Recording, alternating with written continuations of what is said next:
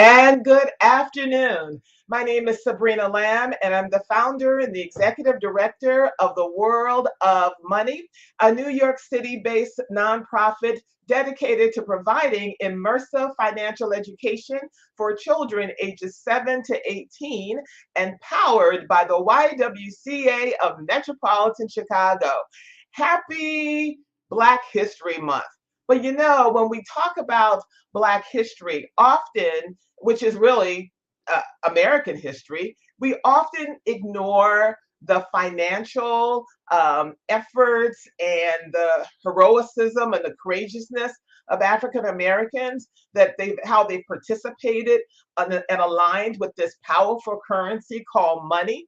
Well, today we have a very special guest for Money Talks at World of Money. And we are welcoming to the World of Money Talk stage Timothy Todd. He's the executive writer with the Federal Reserve Bank of Kansas City. His seventh book, because Tim has been at this for a long time, his seventh book was entitled Let Us Put Our Money Together, the Founding of America's First Black Banks. Today, Tim joins us to talk a little bit about that and a lot about everything regarding Black banks, to discuss his eighth book, entitled A Great Moral and Social Force, A History of Black Banks. And stay tuned because we have a gift for all of you. And also, if you have any questions during our conversation, please use the chat, whether on YouTube, LinkedIn, Facebook, or Twitter, because Tim is here to answer the questions that you may have. Welcome, Tim. Thank you so much for being with me. Joining you today. Looking forward to our discussion. Yeah, so, all right, so everyone who's joining us, just get ready to take a trip, because Tim, you're taking us through four cities in the US, and using the backdrop of which is a lot of the time in the US history in terms of upheaval. You use the US history as a backdrop for African American banks and the launching of them, what their experiences were. And you talk about and you share, you research the discrimination, the segregation, the poll tax, the denial of voting rights, early gentrification. Could you share with us why you focused on Richmond, Virginia? And we're all going to these cities over the next hour. Richmond, Virginia, Foley, Oklahoma, Detroit, Michigan, Chicago, Illinois, and Memphis, Tennessee. Why did those locations resonate with you for this book? So there's definitely other cities we could have looked at. Philadelphia, Washington, D.C., New York, all come to mind. What we were trying to do with this book is recognizing that, as you mentioned in your comments, a lot of this history is unknown to people and it's not been widely made available. And so what we were trying to do was present this in a way that would resonate with a lot of people, make it easily understandable. So we're not going to get into the economic world or the finance world, but looking at communities at key points in time where Black-owned banks were important catalysts of economic opportunity and growth. And so what we did is we decided one way to do this would be to move through history and then identify those cities that move or that align with particular points in time. So Richmond was really the dawning of Black-owned banks in the United States, and that happens after the failure of Reconstruction. So that's going to be in the late 19th century. And then from there, we move forward in time. So in the next time period, we focus on Oklahoma, and we can certainly talk about a town called Foley, Oklahoma, that was a significant town. A lot of people are probably unaware of. That happened around the turn of the century. And then after that, you had the increasing industrialization in the upper Midwest. So you had a large migration out of the South to Chicago, where they sought employment and jobs were more readily available. And then from there, really the next stage is the real sort of dawning of the civil rights era. And that happened in Memphis. And banks were hugely involved there. And then you sort of see the civil rights era continuing, sort of late stage civil rights era, later stage. I saw something the other day, someone said, we're still in the civil rights era. It's always the civil rights era. And I think that's a good way to look at it. But then we look at Detroit and kind of what happened there in the 1960s and later. So let's dig in. But first, I thought it was really interesting in the book you shared that rather than having a profit motive for bank African American bank founders, it was really their motive of having public service. What do you mean by that? So yeah, so one of the things that is interesting, and one of the things that I found when I looked at the very earliest banks, and then you see this continue through history, is you know people. So when you think of a bank, it's obviously a business, and it's there like any business to turn a profit. But what was interesting to me is that time and again, the people who founded the banks weren't sitting around saying, "Hey, here's a business opportunity." The way you might look at your neighborhood and think, "Hey, we need a grocery store. I'm going to go open a grocery store because I can make some money here," right? So it wasn't that thought process. It was more of we can help the whole community. We can create some opportunity in the community. We can help people save their money. We can lend money so people can buy businesses and do all those things. And that motivated them time and again, whether you're talking about Richmond in the late 1800s, or if you're looking all the way to what was happening in Detroit, even in the 1980s. So Tim, but why are Black banks necessary? Why are they important? Why are they needed? Right. Because So I feel, and I just want to say, just to use as a backdrop, I don't think that people are really some are getting why they are necessary. So could you talk about why they are from an economic standpoint and how they shape and impact Black communities? right. So early on, in these earliest banks that we talk about, you had a segregated economy, and that went on for decades in the United States. And so in some of the cities we talk about, for example, on the south side of Chicago, you had an economy that basically, operated as an entity sort of its own there on the south side. That's obviously not the case today. Thankfully, everyone does business with all kinds of banks and all kinds of businesses. But one of the things that the research shows, and you go and you start looking at the data, is you see that minority-owned depository institutions, is what they're referred to, are MDIs, and a minority-owned depository institution is a Black bank, but it's also a Native American bank, Hispanic American bank, an Asian American bank. Those banks are more likely to be located within what we call minority majority communities. So these are communities with large minority populations. They are more likely to be lending to families for mortgages, so helping people buy homes. They are key lenders in particular to small businesses. So entrepreneurship and business startup and keeping small businesses functioning. These banks are hugely important in that area as well. Obviously people can save their money with any bank, but these are the banks that are connected to the communities. And what's concerning, just to kind of continue the discussion a little bit, is that the number of Black banks in the United States has been declining slowly for the past 20 years. And the data shows that when a bank closes in a minority community, it is unlikely that another bank is going to go open a branch in that community. So that makes it all the more important and concerning. So as I've said to everyone, Tim's latest book uses as United States history, civil rights, human rights history as a backdrop. So what made it? I don't want to use the word easier, Tim, but they were able. Founders in the early as the 1800s, late 1700s, were able to launch banks. And why is it so difficult now? So one of the things, and it's almost kind of a joke in the section where we talk about Chicago, someone points out, at that time you could open a bank by literally painting the word bank on your window, and you were in business as a bank. And Jesse Vega, right, yeah, I wrote that, yeah. right, and he did open a bank that way. He did open a bank, a successful bank that was stable and did a lot of good for the community. Unfortunately, not all banks, and I'm not speaking about Black banks here, all banks weren't as well run. And so you had a lot of bank failures and a lot of problems. People lost their money in banks. We went through the Great Depression.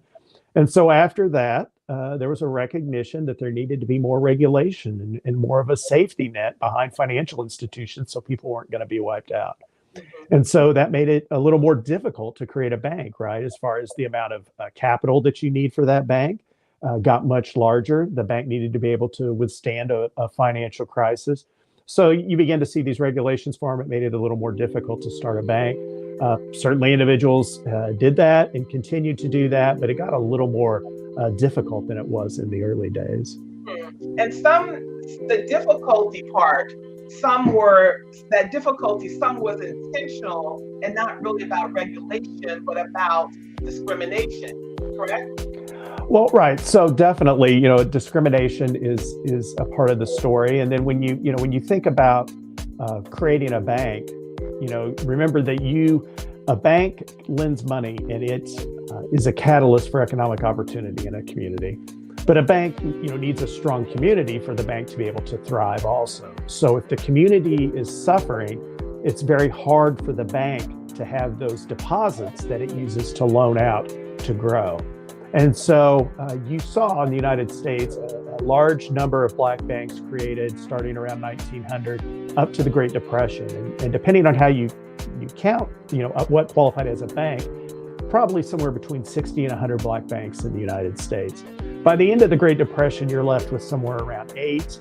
And that's a reflection of what happened in the communities where people were losing money. And then obviously, banks are going to get pulled into that as well.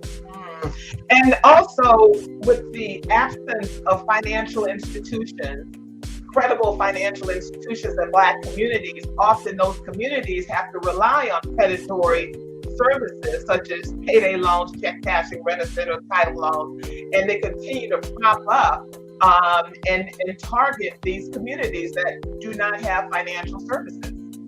Right. So those types of firms are what we refer to as alternative financial services providers, and they are. Tim, that's a nice way of putting it. I was going to say that may be a little bit of a nice way of putting it, but these are the kind of places that, they charge a very high, often exploitive rate of interest. In some parts of the United States, they're much worse than other parts of the United States, depending on how active the state is in regulating those firms. But the research has shown what I think all of us have observed who look around our cities, that these firms are more likely to be located in minority communities. And it really becomes problematic when you think about, just at the individual level. If you have a bank account and you are able to save money, that's going to help you in times of emergency. And so you think about, where I am in the United States, we're having a bit of some people call it a snowstorm. I don't think it's quite that bad, but we're having some winter weather today. And some people's pipes are going to freeze, maybe even, in my own neighborhood, and those pipes are going to rupture and that's going to do some damage. If you have a bank account and you save money, you're going to be able to hopefully, pay to get your home fixed or fix whatever damage you have, or even beyond that. If you, have a bank account, you're going to have a relationship with a banker. And so you may be able to go there and ask for a loan that's going to get you a far more favorable and fair, more importantly, interest rate than what you're going to get out of some type of payday lender who can really create a lot of problems for you in the long term in that situation. It's amazing. And particularly with the, internet, a lot of these alternative services are doing business in states that it's illegal for them to do it, but they use the internet to leapfrog over state boundaries. Yeah, so the internet, I think, and technology are interesting because I think there can be a good side and a bad side to the technology, right? So being able to reach more people can be good, but I think people need to be more vigilant as they deal with these businesses and look at some of the things we're seeing being innovated right now in the financial system. People really have to be careful and think about what they're doing. I think technology can open a lot of doors, but it also can leave you vulnerable if you're not really careful with what you're doing online. So now often you hear many people talking about generational wealth. And I love the part in your book where you talked about William Peterford, who launched his bank because he experienced or met orphans who did not have access to their parents' estate. Could you share that story, please? Yeah, so William Peterford created a bank in Birmingham, Alabama, and he was a preacher down there, I believe at the 16th Street Baptist Church. And he recognized in the community, so at that time in Birmingham, you had an increase in industrialization. You had a growing Black population that didn't have anywhere to save their money. And so he believed very strongly that if you created a bank, people could save this money and then it could be loaned out to the community and create additional. he created the bank, but one of the things that really struck him was a story about a couple children who had been orphaned. And those children, after their parents died, their parents had accumulated some wealth. I don't think it was, a fortune, but certainly a significant wealth for them. And there was no way to pass that money to the children because no one within their extended family, so like an aunt or an uncle or a grandparent, was able to post a bond that was necessary. They didn't have the financial resources. And so that was one of the reasons that he felt it was important to create a bank to prevent situations from like that from happening. And we actually take the title of the book from that. Someone wrote about Peterford and said, this makes clear that a bank can be a great moral and social force. And I thought that comment really resonated with what he was doing. And it resonated just across history, what you saw banks do time and again, whether that's in Memphis or the south side of Chicago or Detroit. I love this story. Now we're in Virginia now because Mr. Peterford was in Alabama, Birmingham, Alabama. Let's go over to Virginia and all of that work, particularly done by Maggie Lee Mitchell. And I love the quote in your book where she said, quote, when any of us girls is advanced to making $50 per month, we begin to persuade her to buy a home. And as soon as she saves enough, the bank will help her out. This was in 1903. Tell us about Maggie Lee Mitchell. So first of all, one correction, her last name is Walker. Maggie Walker. Sorry, Walker. John Mitchell was another banker in right. Richmond at that time. So Maggie Walker is an amazing individual. Some people may have heard the name. They may not know why. She was, I think without question, the most prominent female banker in the United States for a good chunk of American history. She was involved with an organization that was called St. Luke's, and she created St. Luke's Penny Savings Bank. And basically that bank St. Luke's became an organization that did all sorts of things. So it had some businesses going on that it operated. It did a lot of charity work. And she was really engaged in helping people improve their living condition, improve their living standards and the opportunities they faced. And so she was very active in making sure that people who worked for her and that she engaged with were going to be able to take advantage of those opportunities. And so again, this is another case where you see a bank that's not just interested in making a profit or making a strong business case, is really more of a community uplift type of thing. She's really a phenomenal individual. If you have an opportunity to get to Richmond, Virginia, you can tour her home, which is amazing. They have a visitor center there. It's a National Historic Site. Her bank and some of the others, there were actually 5 banks in Richmond around that time, anchored a very dynamic area known as Jackson Ward in Richmond that was well known by many people, an amazing, thriving Black community at that time. So we're still in Virginia, and I'm joined by Timothy Todd, an executive writer with the Federal Reserve Bank of Kansas City, regarding his newest and his 8th book called A Great Moral and Social Force, A History of Black Banks. Staying in Virginia, often when we talk about economic boycott, it's always the Montgomery boycott, 365 days, where many African Americans walked to boycott and not want to economically support that local mass transportation system. But that happened actually earlier, decades and decades earlier in Richmond, and 4 Black banks financed an alternative transportation system because they were boycotting the Virginia Passenger and Power Company.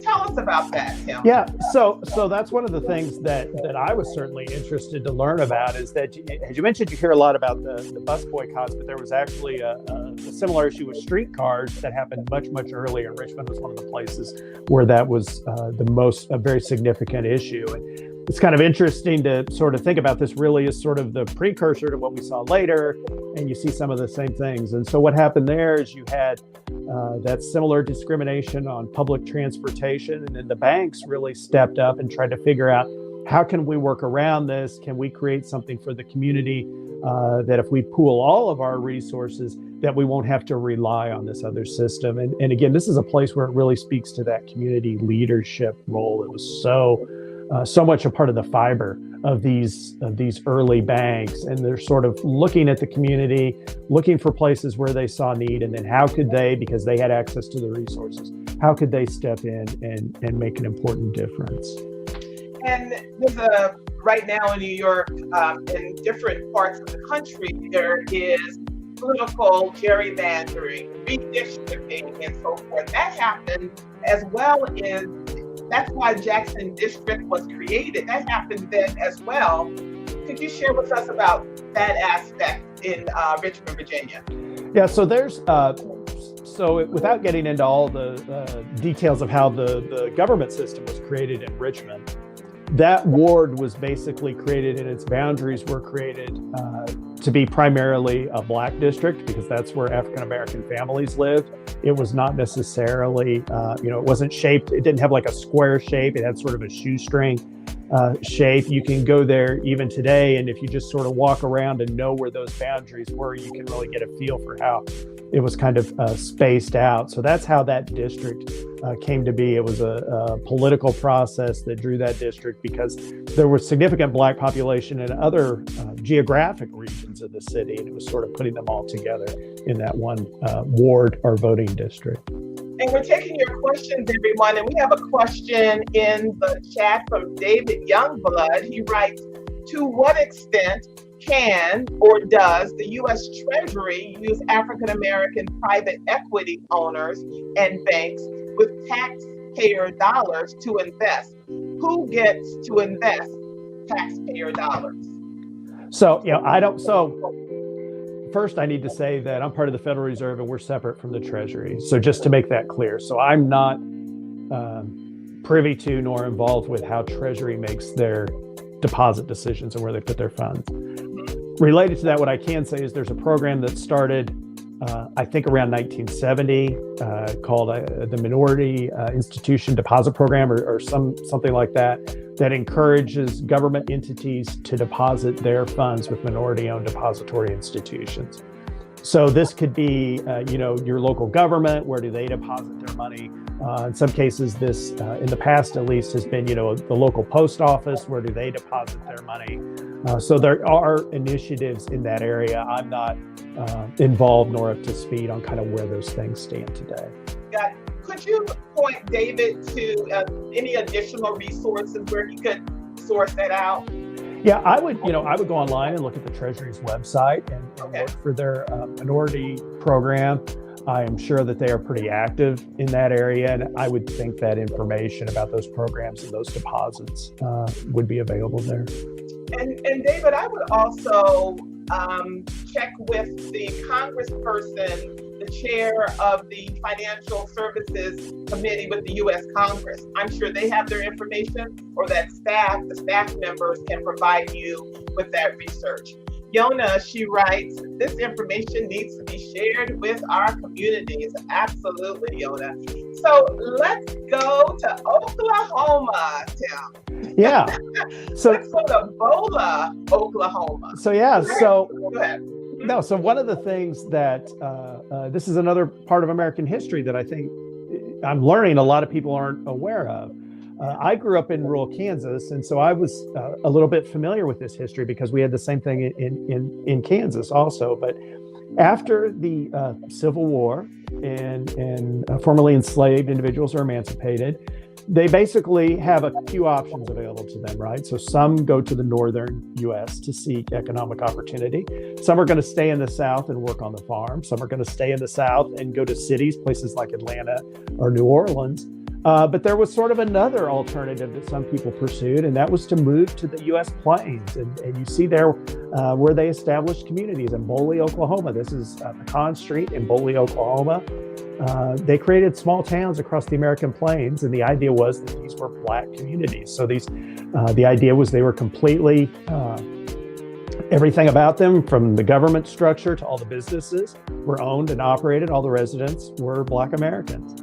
And so Oklahoma, partly because of its proximity to the South, but also because it was a territory and not a state, so it had some different issues with land ownership. Oklahoma was actually home to 50 all-Black communities that were created during this time. I grew up in Kansas. Kansas had some also. Most famously in Kansas was Nicodemus, Kansas, which some people may have heard of. It was fairly prominent. That was in western Kansas, and then you also had some in Nebraska and parts of Colorado as well. But Boley, Oklahoma, was really a well-known community on a national scale, and was really sort of held up as a shining example of what a community could be. And so it had a number of businesses. It had a very large building. It had a 3-story building that at the turn of the century was considered the largest building in eastern Oklahoma. I think it had 80 some businesses early in the 1900s. It actually, for a time, had 2 banks and then briefly 3 banks. The first nationally chartered Black-owned bank in the United States was actually in Boley, Oklahoma. So there's a very rich history there of a community that was very vibrant and well-known. There you see that's Farmers and Merchants Bank there of Boley, Oklahoma. The bank president standing, Mr. Turner, standing on the front step there. Some people have heard of Boley. There's a story that comes around every so often about this bank was actually robbed by, if you've heard of the gangster, I guess, Pretty Boy Floyd. One of his associates robbed that bank. So that story gets some attention from time to time, and it's unfortunate that people focus on that story and not really the story of a very vibrant, bustling, growing community for that time, sort of before industrialization, a heavy agricultural economy, and sort of those types of things that are going to sort of prevent Boley from recognizing its potential as people begin to move to larger cities for factory jobs, the type of jobs that Boley was just unable to provide. Taking your questions for Tim and Todd. Please put them in the chat, whether you're on YouTube, Facebook, LinkedIn, or Twitter. I'm fascinated by that whole so-called migration. That's kind of an easy word. A lot of African Americans left the Deep South to escape persecution to move to Oklahoma to form these 50 all-Black towns. There was a quote in your book saying that they wanted to move there, or they moved there because it was a land where they were free and their rights were respected.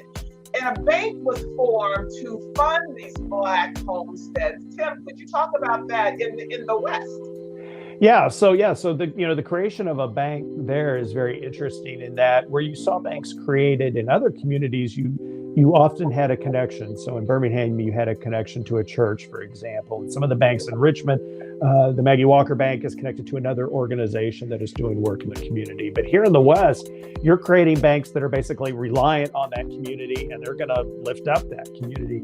So it's a little bit of a taller order. You don't really have that organizational safety net to fall back on. And so that was very key in bringing business and individuals, families, all those things that are needed that make a community a community. The banks were really at the heart of that, and really these communities don't develop without those banks. It just simply doesn't happen. And I'd like to double back too, because you are exactly right when you talk about, migration is kind of a nice way of putting it. We cannot overlook that if you were a Black banker in Richmond, Virginia in 1890, or you were, anywhere else, largely in the United States for much of this history, you were at significant physical risk. And high-profile individuals who were running banks probably faced even more physical risk. And so we talk about that in the book, and it's a painful history, but it's important, I think, for people to understand that I don't think it's too much of an exaggeration to say that some of these early bankers were very heroic in the risk they were willing to take. And in your book, Booker T. Washington was quoted regarding Boley as the most enterprising and notable Negro town in the United States. Let's pivot to this history that I'm going to have to do more research on myself. The relationship between formerly enslaved Black people and the Native Americans, the Choctaw, the Chickasaws, the Creeks, and the Seminoles. That was a complicated relationship. And how does that connect with Black banks and economic prosperity? Right. So Oklahoma in particular has a very rich and dynamic history of all types of diversity. I think more than many people would understand if you haven't really become engaged with it. it's very complicated to sort of get into the different Native American tribes after they were forced along the Trail of Tears out of the east and into Oklahoma territory. Some of them, they were Southern tribes, and some practiced slavery, although slavery has a wide range of definitions, and you know, I don't want that to be misconstrued, but it was handled a very different way depending on how the tribe was structured. From what we think of as more traditional to maybe more, I don't even know how to really describe the differences. And so that allowed for access to some of the land because you had that Native American culture and that Native American bloodline for some individuals and families. There is a book written by a professor from UMass. Her name is Barbara Krauthamer, and it is one of the sources we used for the book. And she actually worked with us on this book. So I would go out and look for Barbara Krauthamer's book. I can't remember the title. I actually have it at my office and I'm at home today. But her book is a very good resource in explaining how the relationships in that intersection of Native American culture and Black culture came together in the United States. She's a real expert on that issue. Right. Well, in your book, you mentioned that the Choctaw and the Chickasaw kind of aligned themselves with the mindsets of the Confederacy, and the Creeks and the Seminoles were kind of liberal. But how did you weave that in terms of Black banks?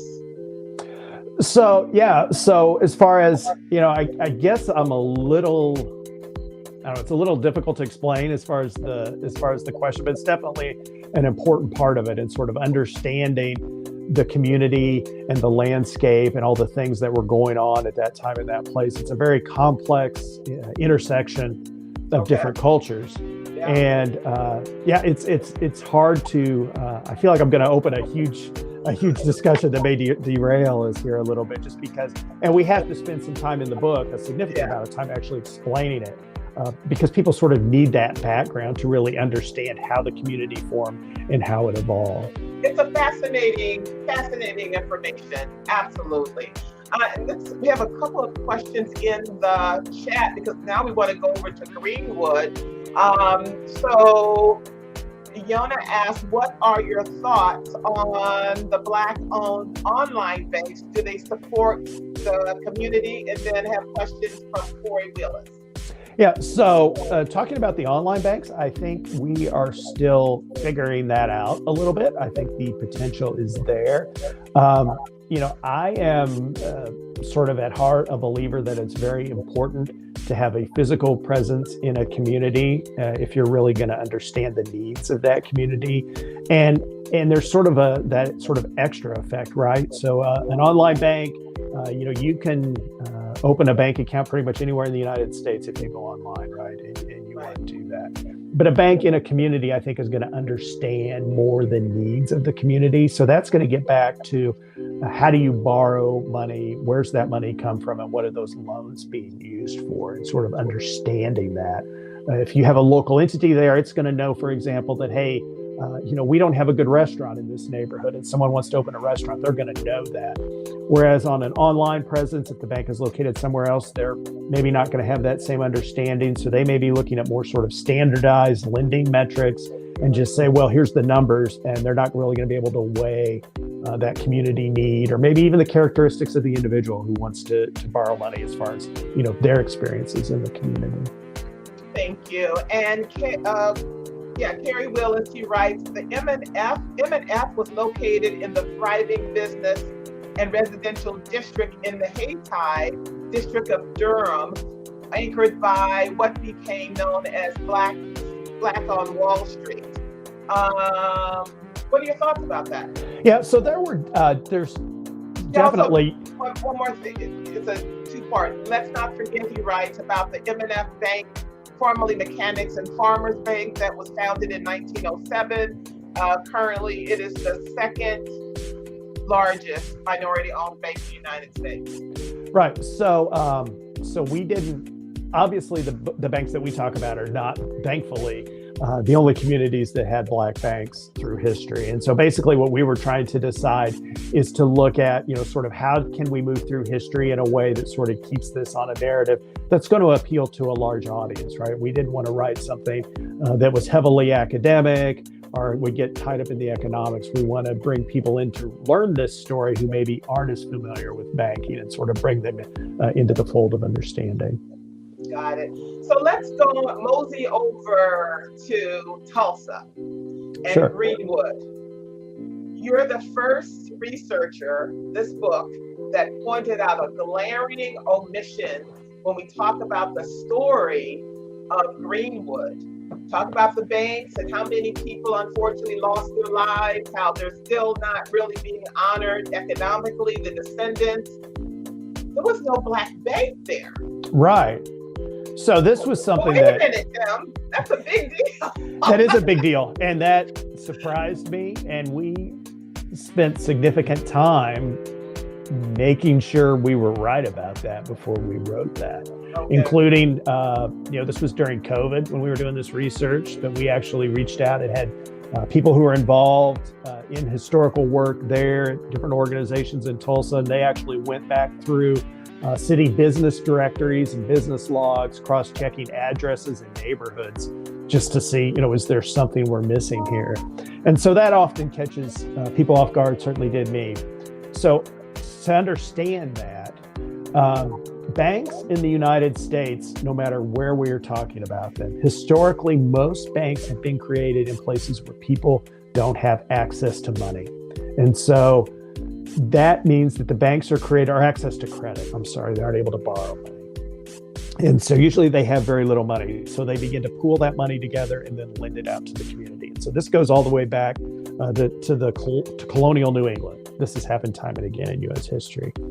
The Greenwood community in Tulsa was created in a very different fashion. And there's a couple things that make it very different than a lot of communities in the United States. There was significant wealth and good paying oil field jobs for everyone at the time Greenwood was shaping up. So that's at the time it was developing and it was population was growing. A lot of people were employed. Tulsa also for a time was much more welcoming to the idea of integration than some other communities were. And so there were Black individuals and families who had accounts with established white banks in the city. That was not, I don't know that it was the norm, but it wasn't completely unusual, or as unusual it was in other cities. So that's also part of it. And then you have a couple developers come in who really develop the Greenwood community, and they have a lot of wealth. And so what you have developing Greenwood are a number of private lenders. And so not just among the founders, but then others come in, you have this money available. So it's a little different model in creating a financial system than what you're going to see almost anywhere else in the United States at that point in history. So the availability of money leads to a different economic model. That community grows, becomes incredibly vibrant and dynamic, and then it meets a horrible, tragic end. And one of the things that really stuck with me is that as the press reported this nationally, and they said people wanted to send donations, and where would they send donations? They actually sent them to Little Boley, Oklahoma, which was like an hour or so drive away, because that was the nearest bank that could handle this task. So definitely an interesting part of U.S. history, and certainly do not want to take anything away from Greenwood and what a phenomenal community that was. Absolutely, but it's a huge part of the story, and I'm so glad that you included it. Let's go up to Chicago, Illinois, with a story of Jesse Binga. And please, if you have any questions or comments, please put them in the chat, no matter where you are. Jesse Binga. Yeah. So Jesse's an amazing individual. So he is really, that sort of self-made man. He shows up in Chicago around the time of the World's Fair and basically sets up a little stand there and starts going into business. His family was from Detroit, where they had been involved in real estate. And so he learns a lot about not just the real estate business, but how do you take care of real estate? How do you, repair the plumbing when something goes wrong, or keep the electrical working, or what have you. And so he becomes eventually involved in Chicago real estate, and he's very successful in part because he's able to do all that repair work himself. helps some other people who have real estate by doing repair work for them and doing some building management type functions. Eventually, he accumulates a pretty good amount of money out of his business, and it's going to lead him into banking again in the early 1900s. And then he's really becomes a banker. Basically just describes part of what he was doing there. So you have significant racial violence there. And he is really at the center of making sure, like even things, he works to even make sure groceries are being delivered to the neighborhood at a time when people weren't traveling into the neighborhood or were afraid to because you had a lot of violence erupting. He does a lot of things where he even goes and there are families attempting to move or buying homes in what had previously been all white neighborhoods, and they run into racial violence, and he goes and comes right down to the house scene where this is going on, and he helps the families. So he really goes sort of above and beyond what you think of as a banker, just to really lead a community through some really difficult experiences. It plays a very important role there. Could you share a little bit about the Hunter Banking Company? Yeah, so there were three banks in Chicago around the time that there was violence there in I believe 1919. And so a couple of those banks actually end up going out of business. They had been formed in 1917 and 1918. And they, at the time that you have this violence erupting, a number of people who lived on the south side of Chicago may have been unbanked, or they had banks accounts with banks in other parts of the city. So Chicago at that time has some of the biggest banks in the world in the loop. And so people who were in the neighborhood did not feel safe leaving the south side to go and get their money. And so Hunter and another bank and Binga to a degree, they began basically providing people with money to help them, feed their families and pay their bills and do all that type of thing, basically lending to them without knowing if those people are even going to be able to repay that or what money they might have in a bank account somewhere else. So again, this is a case where you see a bank putting itself out in a community leadership position. It's eventually going to create problems for Hunter because they're going to end up extended, and then there's going to be a turn in the economy, and all this is sort of going to come crashing down around the same time. So it ends up being a tragic story, but I think it's also one that shows the sacrifice that takes place at a time when someone needed to step up financially. Thank you. And while we're in the Midwest, let's go over to Detroit. What was your favorite, most impactful story or experiences coming out of that research in that city, with the backdrop of the Ford company and all the employment, and then losing that company? Talk about Detroit. Yeah, so Detroit is a very interesting city in a lot of ways, and I think there is I don't know, people sort of look at Detroit as it's a unique situation. And in some ways it's unique, but in some ways it's reflective of a lot of the rest of America, almost in microcosm too. And so there you had Henry Ford, who has his views on race are I think well known and disturbing, but also, he paid his employees relatively well and created economic opportunity. So it's a very complex story with him. But Detroit was a key point for Black individuals and families, again, on the Underground Railroad. And so there's a very rich history there because it was a jumping off point to get across and into Canada, just across the water from there. And so there's a long history there. But there's a lot of things about Detroit that I think are really interesting and kind of fun. If you look at Don Davis, who ran a recording studio there and worked with Aretha Franklin and all sorts of people. And he recognizes an opportunity and a need, and he gets in banking in 1980, says that the recording artist had run him out of the studio, that he needed to go do something else with his time. And one of my favorite things about him is the first recording. He started as a guitarist, and he replayed it on the song Money. Was actually his first sort of big break as a guitarist. And so I think it's kind of neat that he had that connection in his life, and just a very interesting individual and a very interesting story. Joined by Timothy Todd. If you have any questions, please put them in the chat. Would love to hear from you. In the short time that we have left, let's go down to Memphis. And I love the story of Wayne Cox and how the Memphis Tri-State Bank merged with Liberty Bank in New Orleans. Do I have that story accurately? Love to, yeah. Yeah, so that merger's going on. I don't know that it's been completed yet, but it's in the works right now. Liberty Bank, people can learn a lot about Liberty if you go back and you look at the archives of the New York Times and you look at what Liberty Bank did around Hurricane Katrina, which probably for some of the audience is going to feel like a long time ago, not so long for some of us. But they did a lot of that same type. Liberty did a lot of the same type of things we were talking about in Chicago with providing money to the community at a very difficult time. And then you have, of course, the Cox family and some of the stuff in Mississippi that they were involved with. And then you see the stuff that happened in Memphis with the creation of Tri-State Bank. Tri-State is actually the bank pictured on the cover of the book, and a very important institution in the civil rights era. So they did a lot of work. Some of their employees were involved in some of the landmark cases to expand civil rights. They did things like operate at extended hours during times of protest or activism because people were being arrested for going out and demonstrating. And so they would help bail people out. They would provide funds for that. Any number of meetings to plan a demonstration were held in Tri-State's offices. They did a lot of work.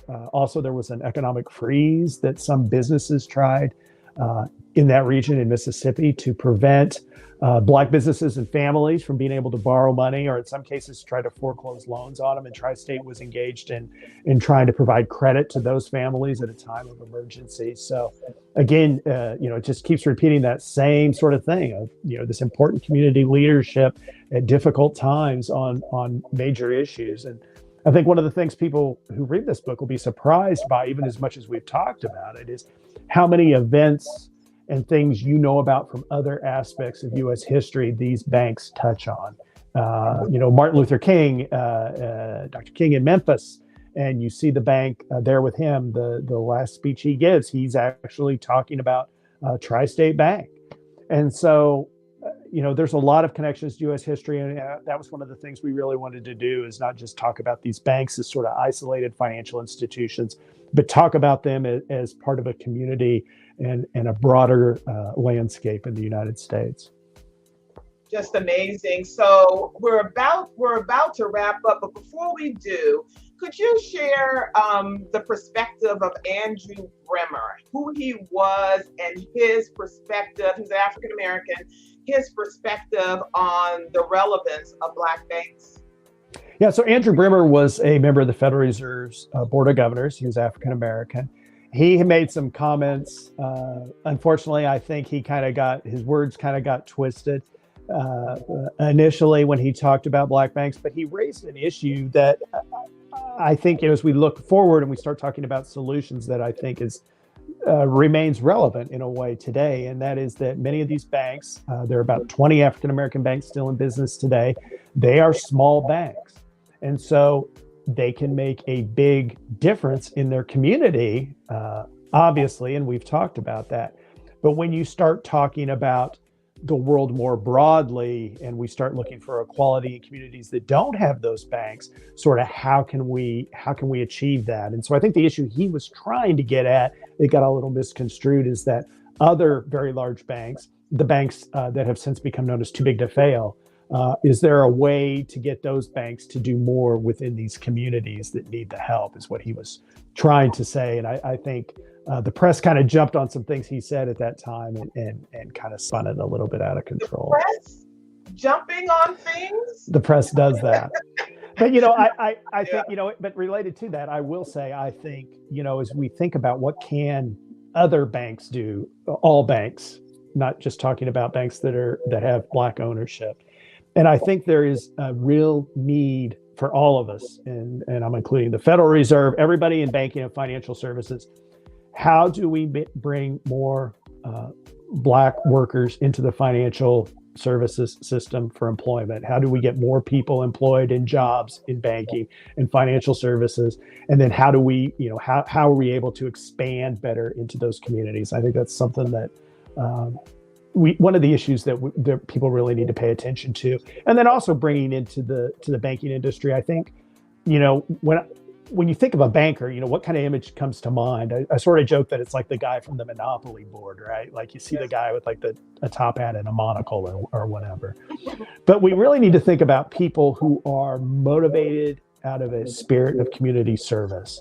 And how can we bring those people, regardless of race, into banking and then teach them that stuff about loans and regulations and financing? You know, I believe all that can be learned. I think you got to look at someone's heart, what motivates them, what drives them, what gets them excited in the morning. How do you bring those people who are motivated by helping the community into banking? I think it could have a big impact. Well, Timothy Todd, calling you Timothy because your mother would appreciate that. Oh, yes. Thank you so much for joining us. Thank you for dedicating time and resources and, you know, for this very, very important research. And Timothy Todd has a very important gift for all of you. How can everyone get your book? Yeah, you go to the Federal Reserve Bank of Kansas City's website, kansascityfed.org, and you can order a copy of the book for free. We make this research available to anyone who wants it. You can go out there and you can download the PDF if you want to read it electronically, or you can request a book and we will put it in the mail for you. That includes the current book, A Great Moral and Social Force, and then also the book about the first banks, Let Us Put Our Money Together. We are more than happy to share those as an educational resource.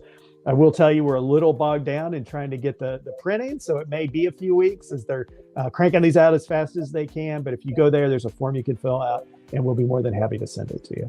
Everyone grab the link or write it down, a free PDF or hard copy of the book. Go to kansascityfed.org. And for all of you parents, before we go, World of Money, we are registering online as well as in person for our 17th annual Youth Financial Education Training Institute. Just go to worldofmoney.org for complete information. Timothy Todd, thank you so much for joining us. He is the executive writer with the Federal Reserve Bank of Kansas City. His latest book is A Great Moral and Social Force, The History of Black Banks. Thanks so much, Timothy. Be well. You too. Thank you.